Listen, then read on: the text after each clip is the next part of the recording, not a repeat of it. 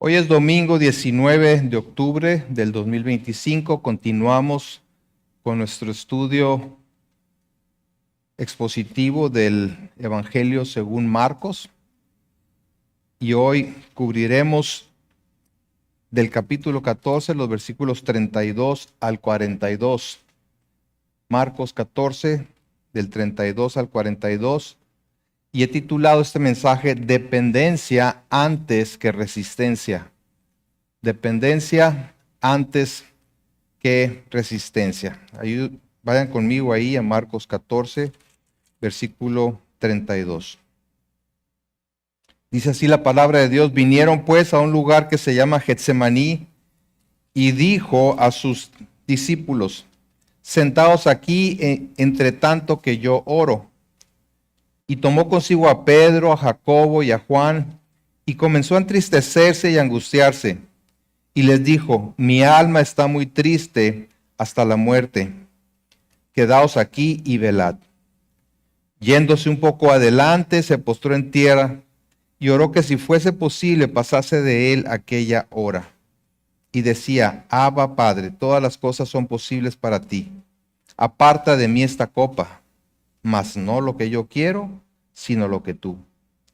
Vino luego y los halló durmiendo, y dijo a Pedro: Simón, ¿duermes? ¿No has podido velar una hora? Velad y orad para que no entréis en tentación. El espíritu a la verdad está dispuesto, pero la carne es débil. Otra vez fue y oró, diciendo las mismas palabras.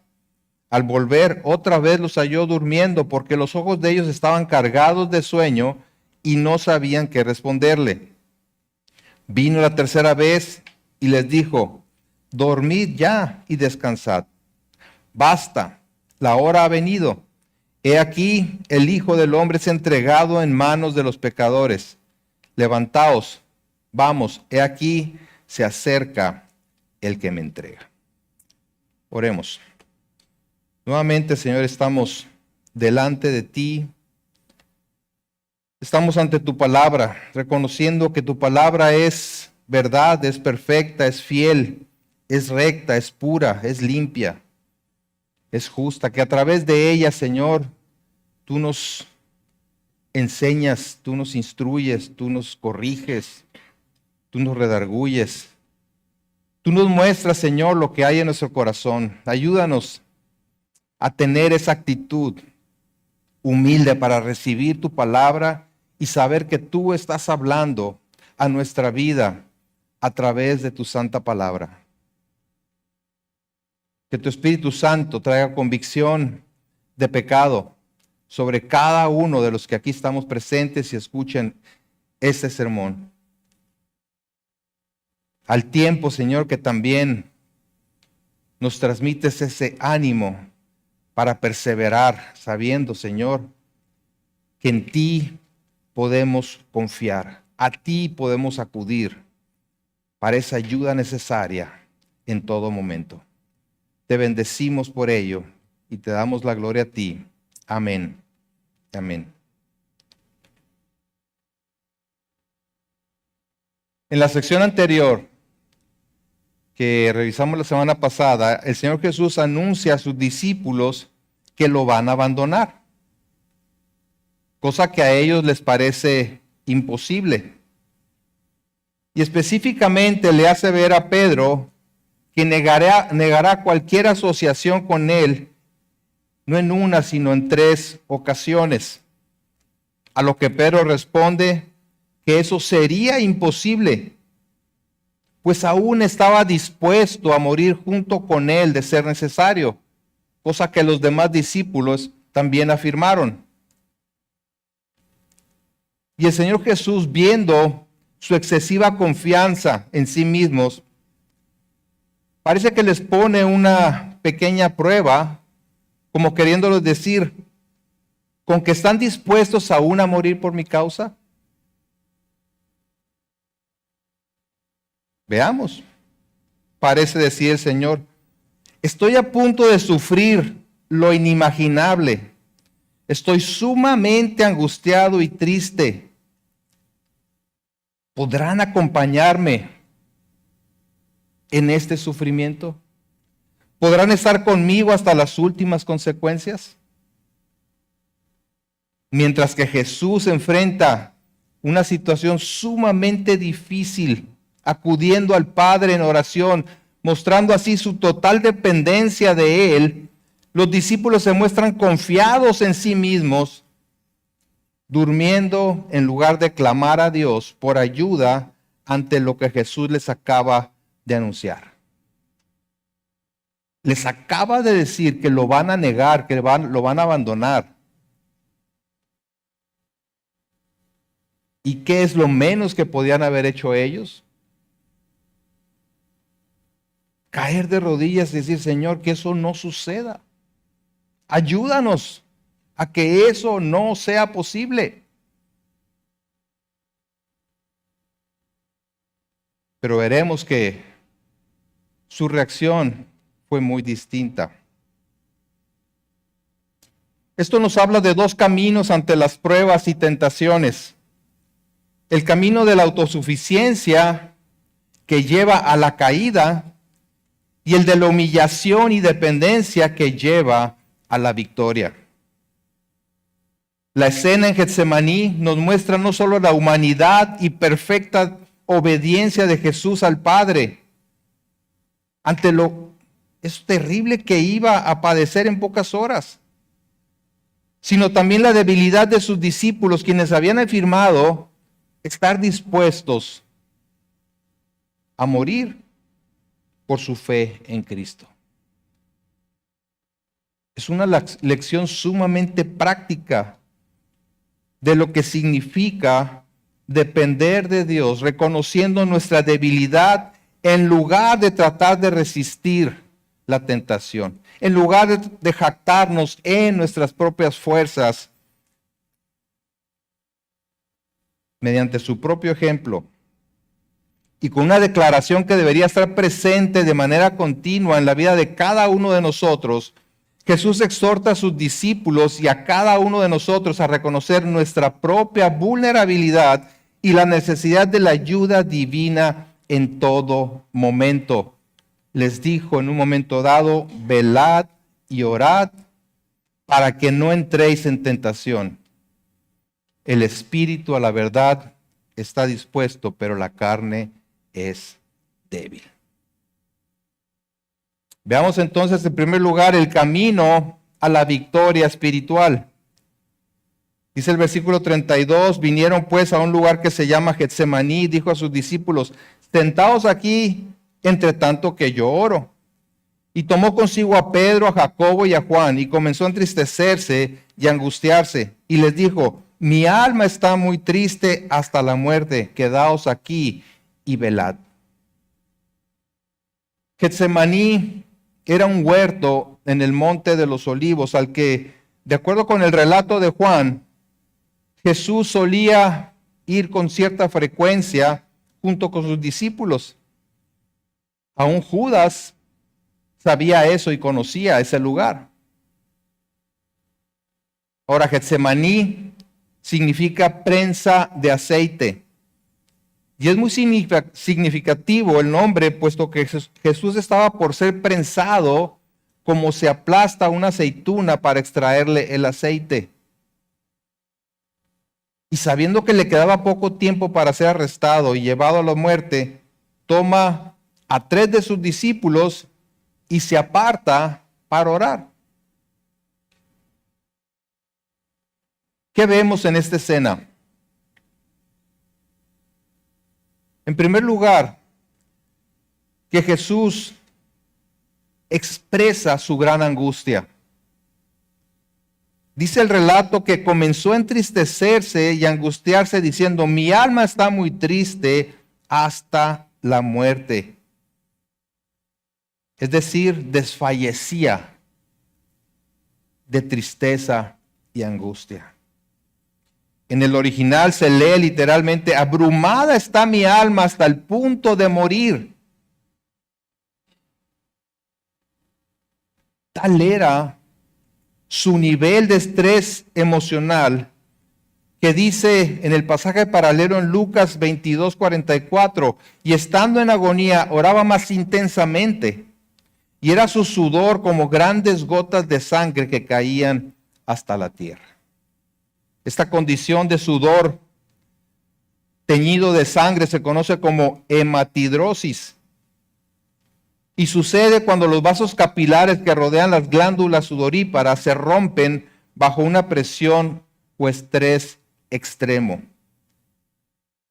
Estaba tan angustiado, tan triste, que su sudor iba combinado con sangre.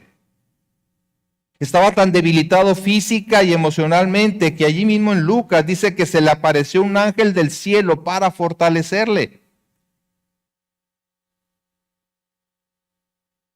Jesús en la carne necesitó de la ayuda del Padre a través de un ángel para fortalecerlo de tan débil que estaba. Y esto nos habla de la ayuda divina en los momentos de mayor necesidad y ante nuestra propia debilidad.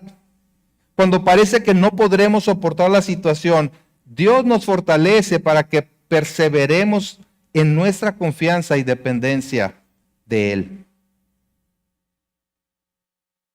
Estaba viviendo en carne propia lo que dice el salmista en el Salmo 18:6. En mi angustia clamé a Jehová y clamé a mi Dios.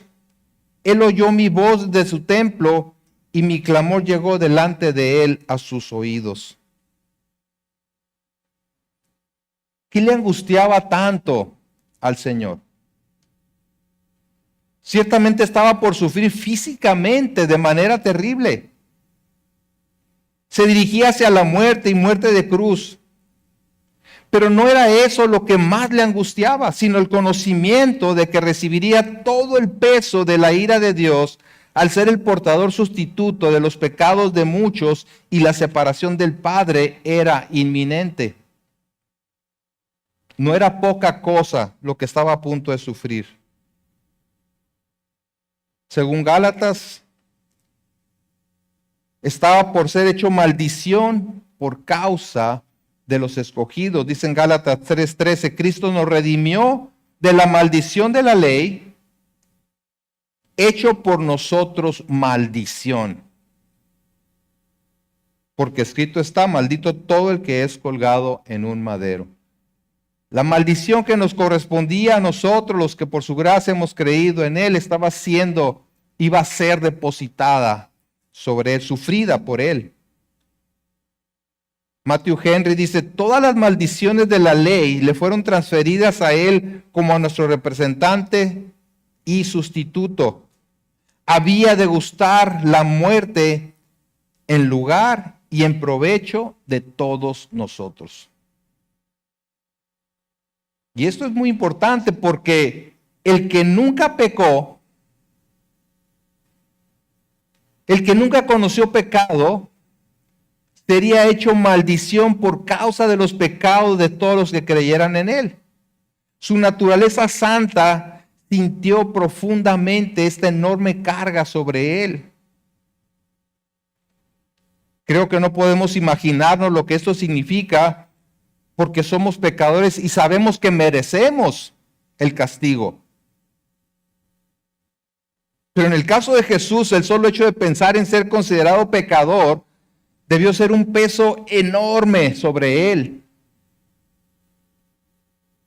porque su naturaleza santa no soportaba el hecho de estar relacionado con el pecado.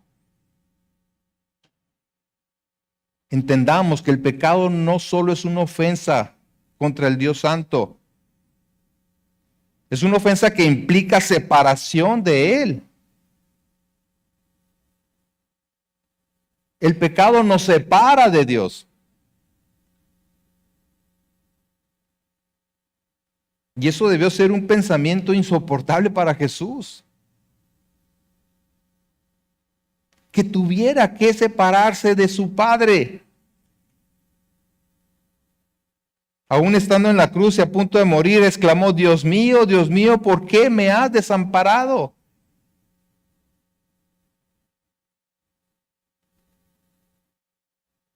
De ahí que Jesús les enseñe qué hacer en todo momento, especialmente ante las pruebas y las tribulaciones. Él les está modelando lo que cualquier seguidor de Él debe hacer ante una prueba, antes de una prueba y de cualquier tentación. Él se aparta un poquito más a orar, pero evidentemente ellos podían escuchar gran parte de las oraciones de Jesús. Y el relato solo resalta una parte de esas oraciones. Entonces, vemos que Jesús manifiesta su gran angustia. Y en segundo lugar, clama por la ayuda divina. Dice el versículo 35, yéndose un poco adelante, se postró en tierra y oró que si fuese posible pasase de él aquella hora. Y decía, Abba, Padre, todas las cosas son posibles para ti. Aparta de mí esta copa, mas no lo que yo quiero, sino lo que tú. Y en el versículo 39 dice, otra vez fue y oró diciendo las mismas palabras.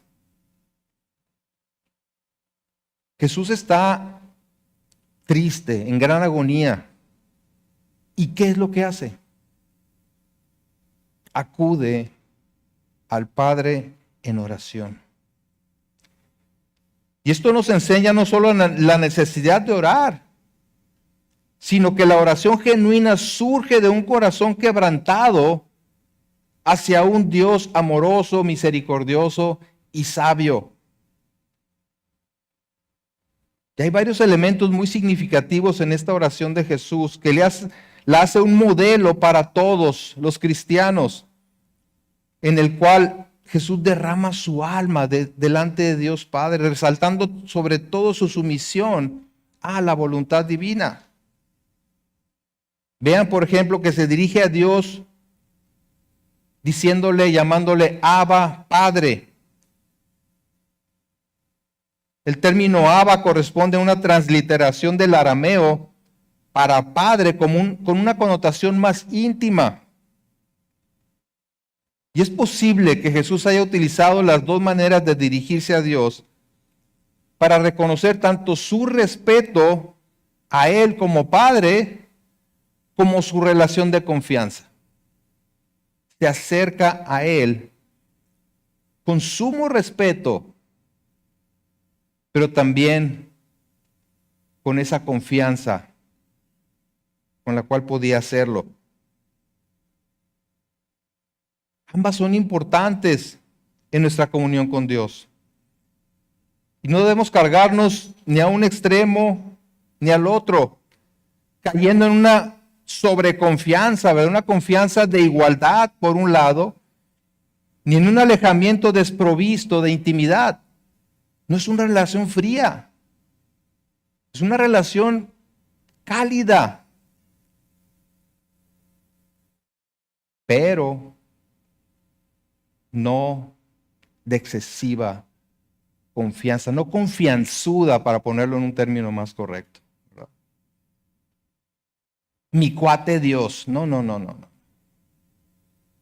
Es Dios soberano. Y nos acercamos a Él como tal, pero con confianza, porque lo hacemos en nuestro caso por los méritos de Cristo. Algunas personas le exigen a Dios en sus oraciones, pero como vemos en la oración de Jesús, presenta su petición siempre confiando en la voluntad final del Padre. Vemos también que reconoce la omnipotencia del Padre, diciendo, todas las cosas son posibles para ti. Reconoce que es capaz de hacer todo cuanto desea hacer y no hay nada que lo impida. Esto es importante porque expresa una completa confianza en Dios y en el hecho de que nada puede impedir que se cumpla su voluntad. Pero también expresa su petición abiertamente. ¿Qué es lo que yo deseo, Señor? Que pase de mí esta hora. Aparta de mí esta copa. La copa, vaso o cáliz, como dicen algunas traducciones en la Biblia, se refiere a participar de una experiencia que puede ser favorable o desfavorable. En el caso de una experiencia favorable, el Salmo 16:5 dice: Jehová es la porción de mi herencia y de mi copa. O sea, de él yo bebo. Pero por lo general, es un símbolo de la ira de Dios derramada sobre toda impiedad. Dice el Salmo 11, versículo 6. Sobre los malos hará llover calamidades. Fuego, azufre y viento abrasador será la porción del cáliz, le hace copa, de ellos. Y en Isaías 51:17 dice: despierta, despierta, levántate, oh Jerusalén, que bebiste de la mano de Jehová el cáliz o la copa de su ira. Porque el cáliz de aturdimiento bebiste hasta los sedimentos. Jesús ha utilizado la copa como metáfora de su propio sufrimiento y muerte cercana en respuesta a la petición de Jacobo y Juan para sentarse a su lado en la gloria. En Marcos 10:38, ante esa solicitud, Jesús les dijo: no sabéis lo que pedís. ¿Podéis beber del vaso que yo bebo? ¿Podéis beber de la copa que yo bebo? ¿O ser bautizados con el bautismo con que yo soy bautizado? Y aquí está hablando de sufrimiento. De manera que lo que Jesús está diciendo en su oración es que, de ser posible, se ha librado de la terrible experiencia de recibir la justa ira de Dios y la separación que el pecado conlleva. Sabemos que Dios es santo y no puede tener comunión con el pecado. Y en el momento en el que Jesús llevó los pecados de los elegidos, hubo una separación con el Padre. Ahora, no pensemos que Jesús estaba arrepintiendo de llevar a cabo la obra de redención, pues dice en la Biblia que por el gozo puesto delante de él sufrió la cruz, menospreciando el oprobio. No se estaba rajando. Lo que está diciendo es que le era sumamente difícil pasar por esa experiencia de ser considerado como pecador, recibiendo el castigo y la separación del Padre. Sin embargo, aunque el deseo humano de Jesús es evitar la agonía que se aproxima, se somete a la voluntad del Padre, y eso nos habla también de esa característica importante, ¿verdad? Ese tema tan importante en la oración, que es el sometimiento a la voluntad del Padre. Expresa su deseo, si es posible, mas no lo que yo quiero, sino lo que tú.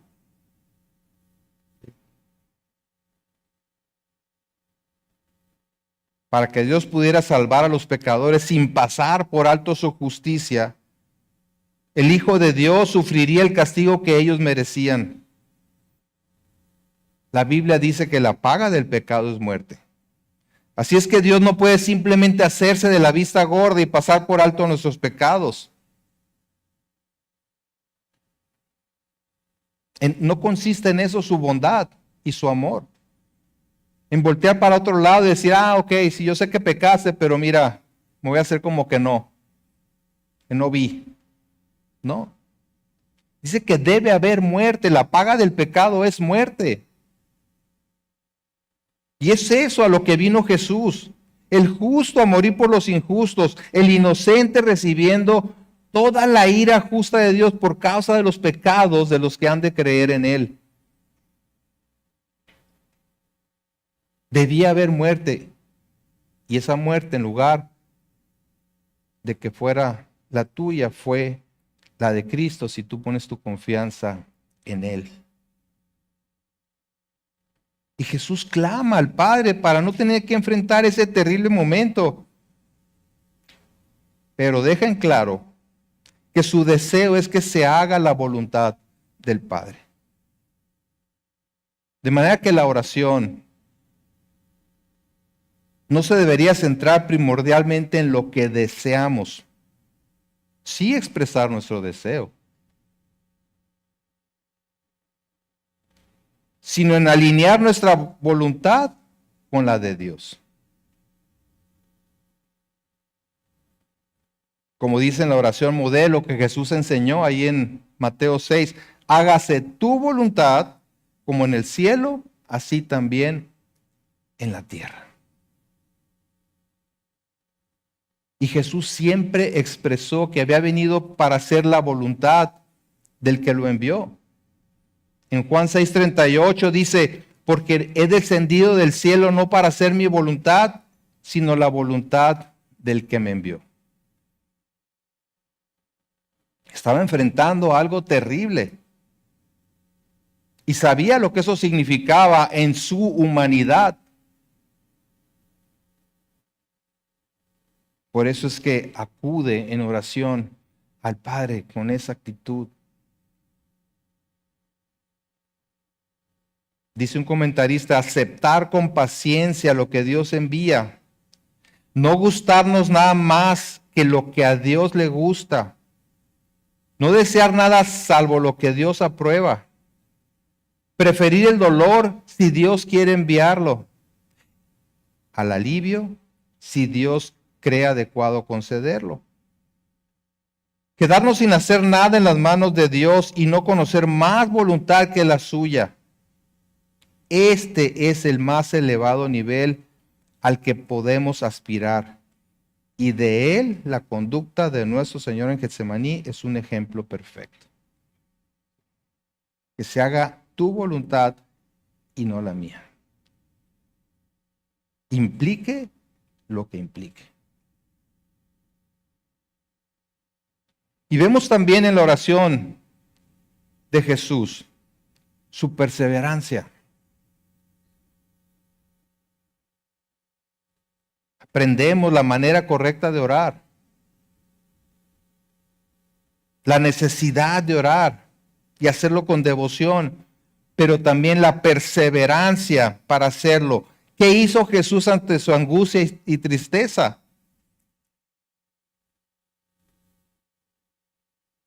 ¿Qué hizo? Acudió al Padre en oración. No una, ni dos, sino 3 veces. Jesús lo hizo. Él derramó su corazón ante el Padre por lo que sabía que vendría, por lo que tendría que enfrentar.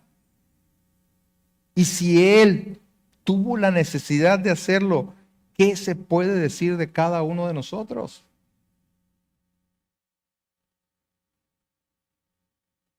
En otra ocasión, enseñó a sus seguidores acerca de esta verdad, diciendo en Lucas 18:1, le refirió una parábola sobre la necesidad de orar siempre y no desmayar. La necesidad, no la preferencia, no el deseo, únicamente la necesidad de orar siempre y no desmayar. Y esto debe ser una lección que atesoremos porque, claro, ¿verdad? Que fallamos, caemos por no hacer esto. Dice Santiago 5:13, ¿está alguno entre vosotros afligido? Póngase a llorar. No, ¿verdad? Haga oración. Y Efesios 6:18 dice, orando en todo tiempo con toda oración y súplica en el Espíritu y velando en ello con toda perseverancia y súplica por todos los santos. Nuevamente, esto habla de una necesidad que conduce a la perseverancia, a no rendirse ni perder el ánimo. La humildad del Señor Jesucristo manifestando una gran dependencia del Padre en oración, contrasta fuertemente con la actitud de los discípulos, quien habiendo afirmado que no abandonarían al Señor, ni siquiera pudieron velar mientras Él oraba angustiado por lo que tendría que enfrentar.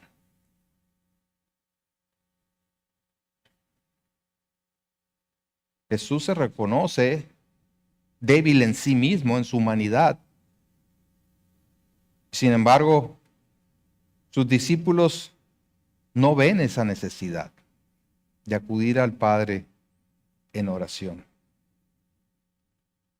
Y eso nos lleva al segundo punto, que es el descuido que conduce a la caída. El descuido que conduce a la caída.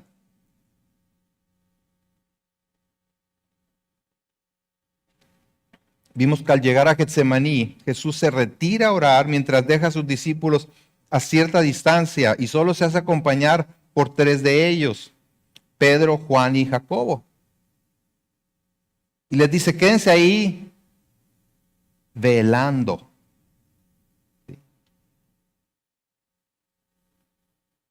La necesidad de velar junto con la de mirar y orar ha estado presente en todo el discurso de Jesús en preparación para lo que les espera a sus discípulos.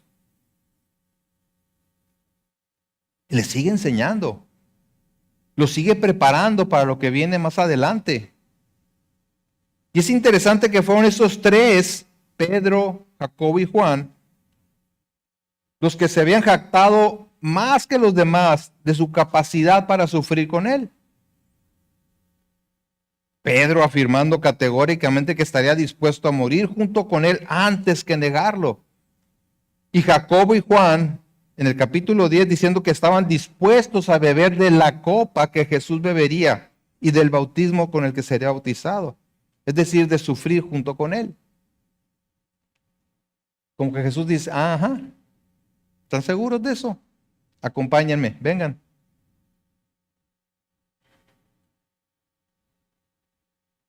Además de la enseñanza que Jesús les quería dar, era una prueba. Pues no alcanzaban a dimensionar las implicaciones de lo que decían, y mucho menos que estaban tan seguros de poder cumplir en sus propias fuerzas.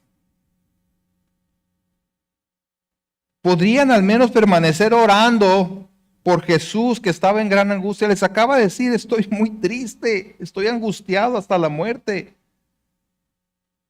Espérenme ahí mientras yo voy a orar, pero estén velando, estén alertas. Y se entiende, ¿verdad? Que le está pidiendo, hey, no nomás echen ojo alrededor, pues pidan por mí.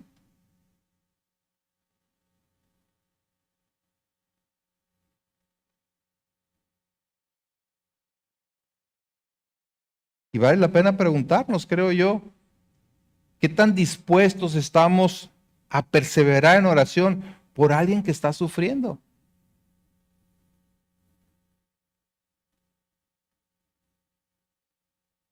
Y por otro lado, aprendemos que si bien es cierto que la compañía y apoyo de otros creyentes es provechosa, es nuestra comunión con Dios lo que en realidad nos sostiene en tiempos de tribulación. Jesús no dependía de sus amigos y discípulos.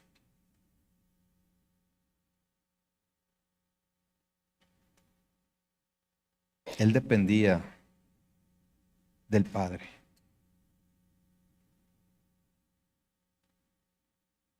Entonces, mientras Jesús derrama su angustia delante de Dios, la vulnerabilidad y debilidad de los discípulos se hace evidente al no poder mantenerse velando. Vean el versículo 37. Vino luego y los halló durmiendo y dijo a Pedro: Simón, ¿duermes? ¿No has podido velar una hora? Yo no sé esas palabras cómo cayeron, ¿verdad?, en el oído de Pedro. Aparentemente no entendía. ¿Te das cuenta, Pedro? Tú que dices que no me vas a negar y que estás dispuesto a ir a la muerte conmigo, ¿no pudiste velar una hora?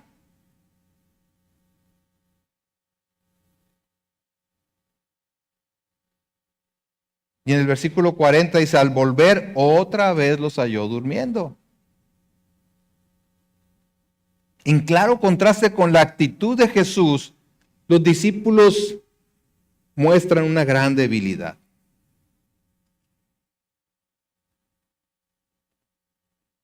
Pedro no se pudo mantener despierto, los demás no se pudieron mantener despiertos.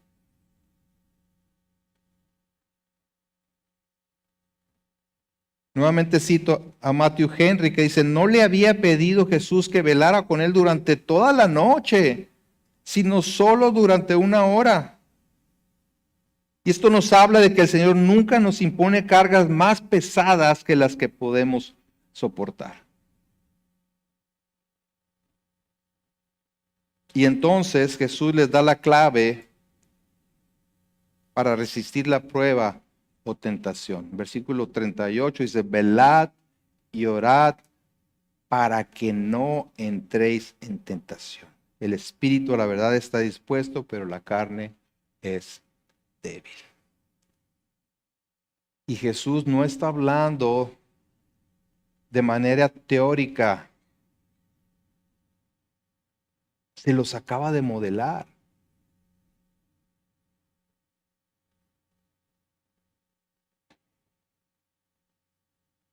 Igualmente cuando les habló de la humildad, les dijo, pues si yo, el Señor y el Maestro, he lavado vuestros pies, vosotros también debéis lavar los pies los unos a los otros, porque ejemplo os he dado para que como yo os he hecho, vosotros también hagáis. No estaba pidiendo nada que él no hubiera hecho. Y alguien puede decir, bueno, sí, pero era Jesús. Sí. Y porque era Jesús, la tentación que él tenía delante de él era enormemente mayor que cualquier tentación que podamos tener nosotros. Si él no iba a la cruz, no se cumplía el propósito para su venida.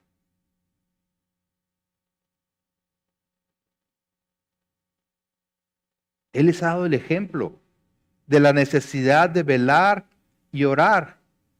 Velar, por un lado, habla de la importancia de mantenerse despiertos y señala la responsabilidad humana. El soldado o guardia se mantiene alerta para cumplir su labor de protección en contra de los invasores o los ladrones. En 1 Pedro 5:8 dice, sed sobrios y velad, porque vuestro adversario el diablo, como león rugiente, anda alrededor buscando a quien devorar. No pierdan el tiempo en tonterías. Sean sobrios, manténganse alertas. Porque hay alguien ahí que los quiere devorar.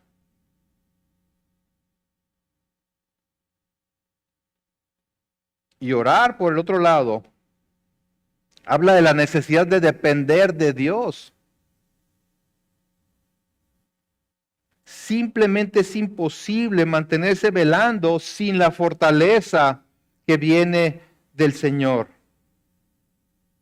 J.C. Ryle dice, debemos orar al tiempo que velamos y velar al tiempo que oramos. Velar sin orar es presunción y es vanidad. Orar sin velar es extravagancia y fanatismo. Quien es consciente de su propia debilidad y conociéndola, vela y ora a la vez, es quien será sostenido y a quien no se dejará caer. ¿Por qué fallaron los discípulos? ¿Por qué no pudieron cumplir con su férrea determinación para mantenerse fieles al Señor? Es imposible que esto suceda. Estoy dispuesto a ir hasta morir junto contigo. ¿Por qué fallaron? Porque actuaron en sus propias fuerzas. Porque se confiaron en sí mismos. Por eso el Señor les dice, el espíritu a la verdad está dispuesto, pero la carne es débil. Es decir, pueden tener toda la disposición para mantenerse fieles, pero hacerlo en la carne será imposible por cuanto es débil. Y el espíritu aquí hace referencia al espíritu humano, digamos al deseo o a la voluntad de la persona. Tiene la voluntad de hacerlo. Mientras que la carne se refiere a la debilidad y fragilidad del hombre en sus fuerzas y capacidades. No habla de la carnalidad en el sentido de la inclinación a satisfacer sus propios deseos. Esa más bien es muy fuerte. Habla de la naturaleza humana como tal, débil.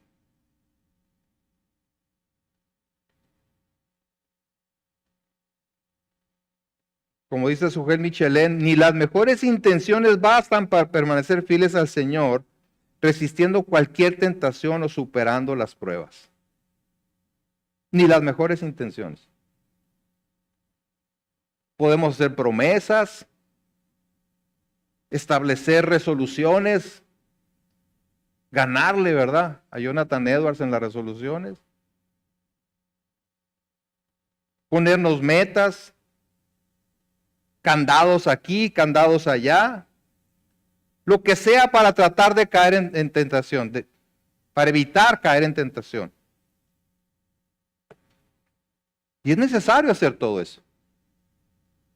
Pero si no oramos con gran devoción y perseverancia, todo será inútil porque será en nuestras fuerzas.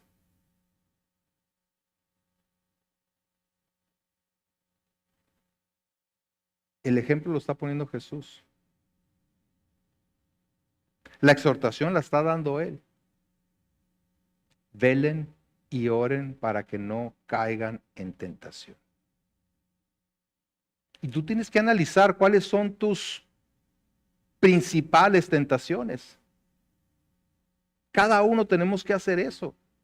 Analizar cuáles son nuestras principales tentaciones. No estar volteando alrededor a ver las de los demás, sino las propias. Y algunas pueden estar muy ocultas a nuestros ojos, ¿verdad? Por eso dice el salmista, examíname, oh Dios, y conoce en mí a ver si hay camino de perversidad. Conoce mi corazón. Muéstrame lo que hay en mí. Pero la excesiva confianza en sí mismos condujo a los discípulos no solo a no poderse mantener velando, sino a abandonar al Señor en el momento más crítico.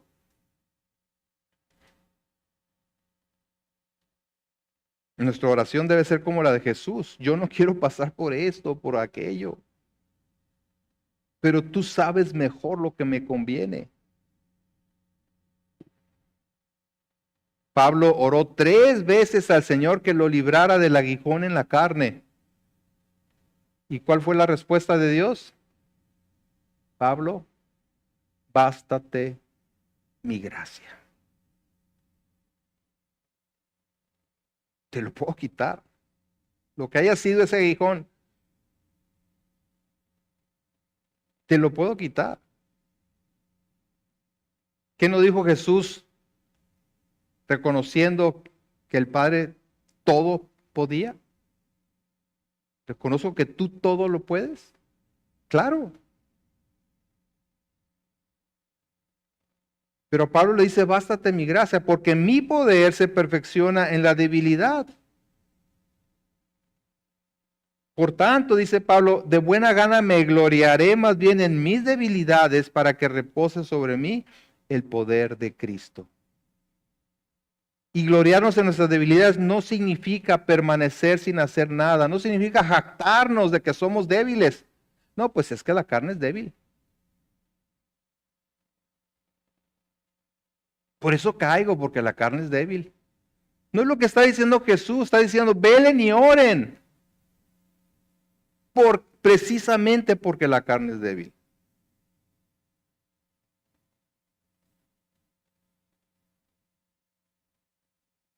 No, pues es que al cabo que Dios tiene el control. ¿Para qué me afano? ¿Verdad? Dios es soberano y tiene el control. Jesús está poniendo el ejemplo a seguir. Él sabe lo que tiene que suceder. Y sin embargo acude a Dios clamando por su ayuda. ¿Y qué pasa cuando regresa de la oración? Los halló durmiendo. Nuevamente los halló durmiendo, versículo 40, porque los ojos de ellos estaban cargados de sueño y no sabían qué responderle. Es decir, estaban avergonzados. No sabían qué responderle. O sea, ¿qué excusa, qué pretexto le pueden poner? La debilidad humana se hace evidente en la expresión porque los ojos de ellos estaban cargados de sueño. Es decir, se les cerraban los ojos por el sueño. Y esto habla de que caminaban en sus propias fuerzas en vez de hacer lo que Jesús les modelaba. Orar. Orar con mayor intensidad. Volver a orar con mayor fuerza. 3 veces se retiró Jesús a orar, diciendo las mismas palabras.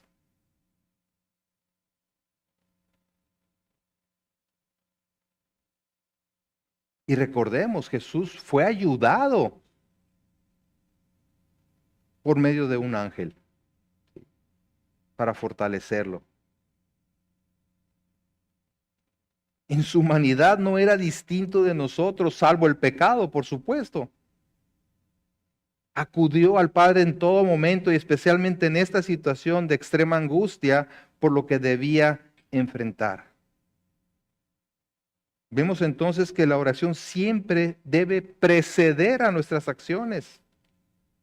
Porque si tratamos de enfrentar cada situación en nuestras fuerzas, vamos a fracasar como fracasaron los discípulos. Vino la prueba y lo que juraron que no harían, eso es lo que hicieron precisamente. Y esto es una lección muy valiosa para nuestra vida individual, pero también para las ocasiones en las que aconsejamos a otros. Somos muy dados a decir, pues mira, hace esto, haz aquello, busca esta escritura, apréndetela de memoria, etcétera. Está bien, pero no es suficiente. Lo principal es fortalecer la vida espiritual. Jesús lo dijo contundentemente, apartados de mí, nada pueden hacer. Y como ya les comenté, además enseñó sobre la necesidad de orar siempre y no desmayar. Debemos entender que el poder para cambiar no viene del esfuerzo propio, aunque se requiere el esfuerzo propio. Se requiere la diligencia, pero el poder para cambiar viene del poder de Dios, de nuestra dependencia de Él.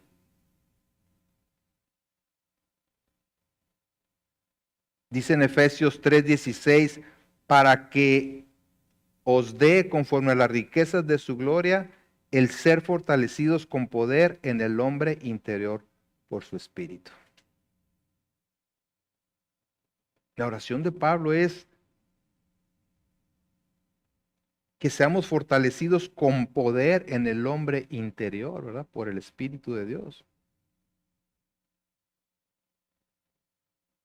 Vayan a Colosenses capítulo 1.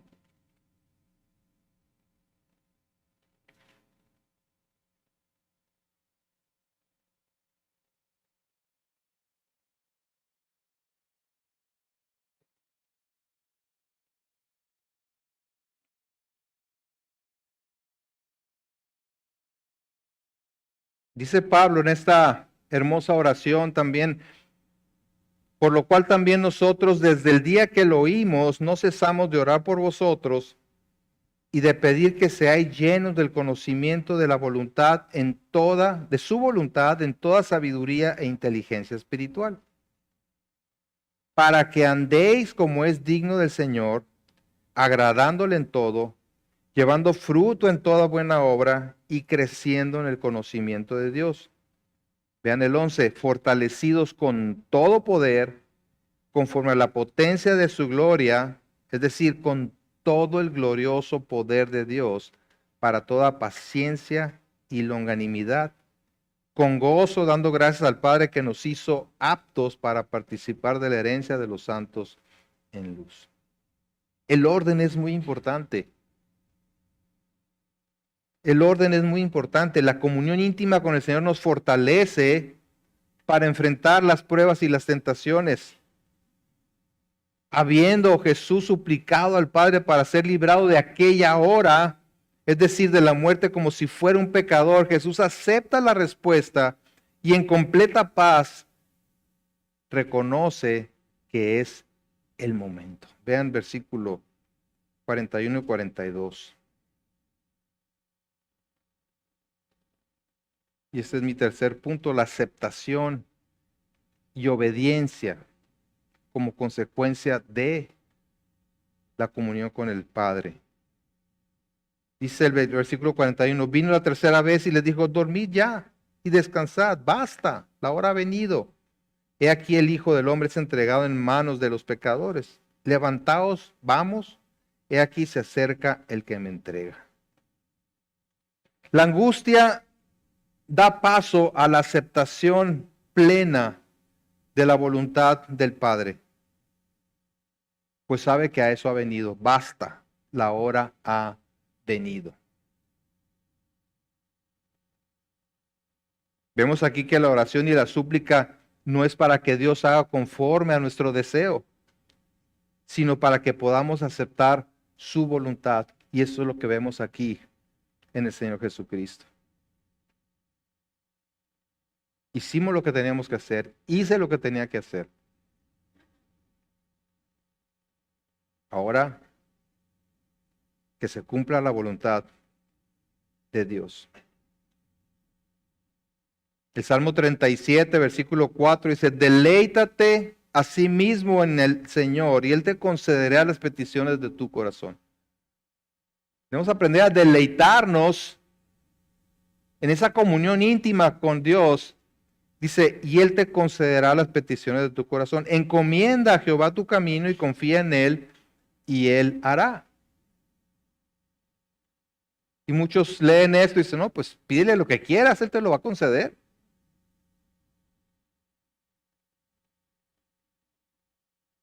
Pero cuando nos deleitamos en el Señor, estamos alineando nuestros deseos con su voluntad y no al revés. No es que se haga mi voluntad, sino que se haga su voluntad.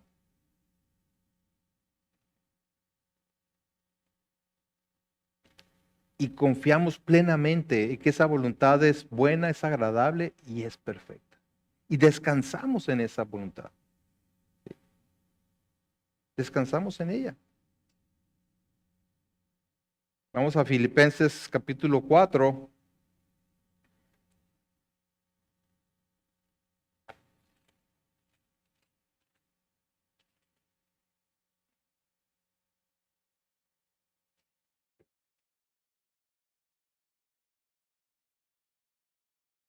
Filipenses 4, versículo 6.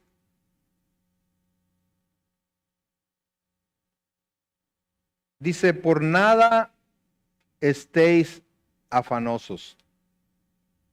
Es decir, no estén ansiosos por nada,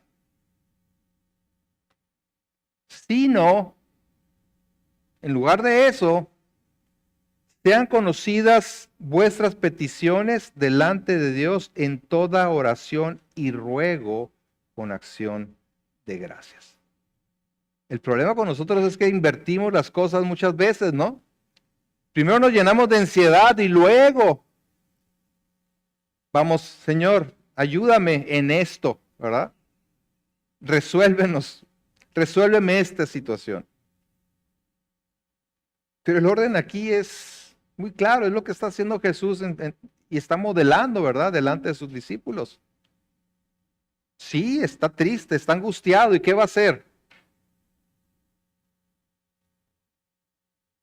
Presentar delante de Dios sus peticiones en toda oración y ruego, o sea, con súplica, pero también dice con acción de gracias.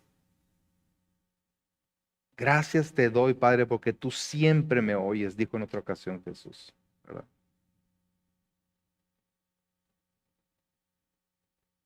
Y versículo 7, y la paz de Dios, ahí viene la consecuencia, y la paz de Dios que sobrepasa todo entendimiento guardará vuestros corazones y vuestros pensamientos en Cristo Jesús.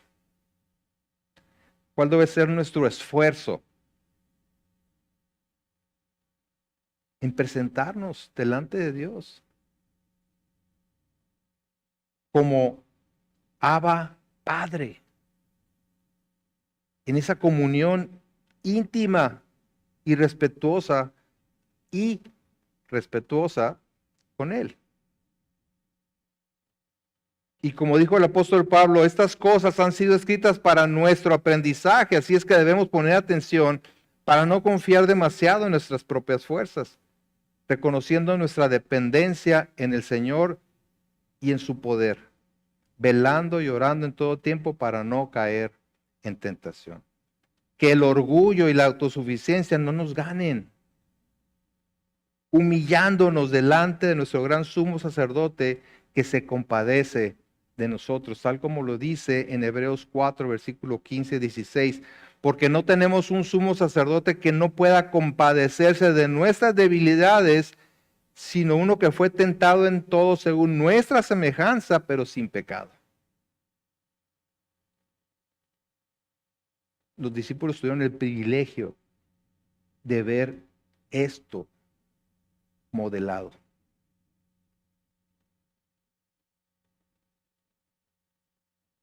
Acerquémonos pues, dice, confiadamente al trono de la gracia para alcanzar misericordia y hallar gracia para el oportuno socorro o la ayuda oportuna.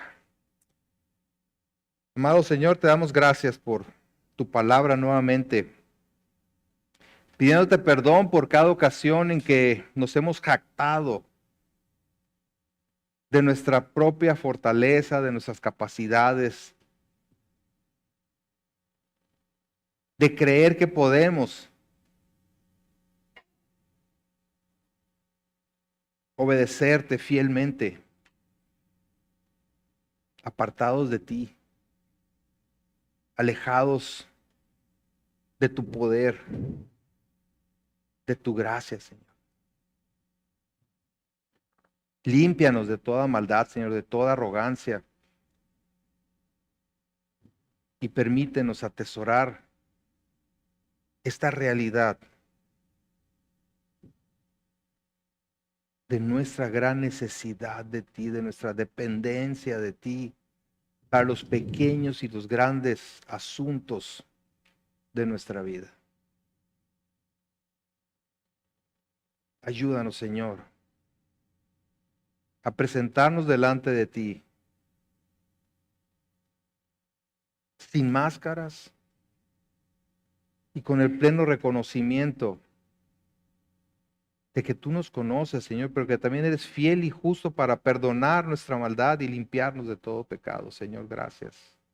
Gracias porque podemos acercarnos confiadamente al trono de tu gracia, porque lo hacemos no por ningún mérito de nosotros, sino por los méritos de nuestro Salvador y Señor Jesucristo.